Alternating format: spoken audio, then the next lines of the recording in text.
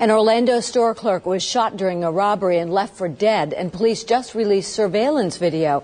The clerk is in critical condition this afternoon. He was shot in the head last night at the Citgo store near I-4 and Cayley Avenue. Channel 9's Steve Barrett just looked at the surveillance video within the past hour. He's live in Orlando. And Steve, does the video show a good view of the suspects? It shows a lot of views of the suspect, but unfortunately they were concealing themselves fairly well. What I can tell you that it shows is basically every angle from inside that store, including the outside, where you see one man go in the store and minutes later, 3 other men on bikes ride up and storm in to rob the store. The video is graphic and brutal. You can see one dark figure leaving a room, but turning and in a flash shooting the clerk. 4 men have just finished robbing the store, and they're leaving with what they came for. Then, unprovoked, one of the men commits the last crime, shooting the clerk in the head.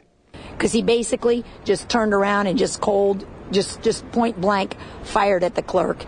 And, you know, God had to have been on the clerk's side because it looks like he's going to make it.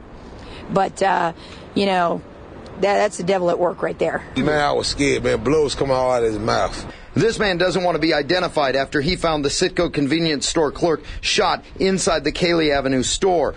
The man says he entered the store to find the clerk alone and injured, and that he'd been shot in the head.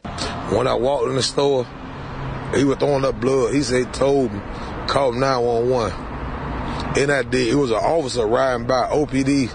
I waved her down. Investigators say the store has a bulletproof cage. One of the men convinced the clerk to come out of it before 3 other men stormed into the store and robbed him at gunpoint. It had to be a robbery. It had to be one.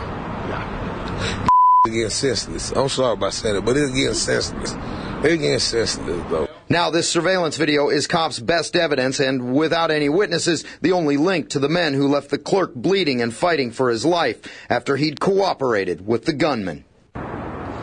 And even though the surveillance video does have basically every step of the crime on camera, they still don't have that one image that would possibly identify specifically one of these suspects. So they're hoping for some help from the public to get what they say is a very dangerous group of men off the streets. Reporting live in Orlando, Steve Barrett, Channel 9 Eyewitness News.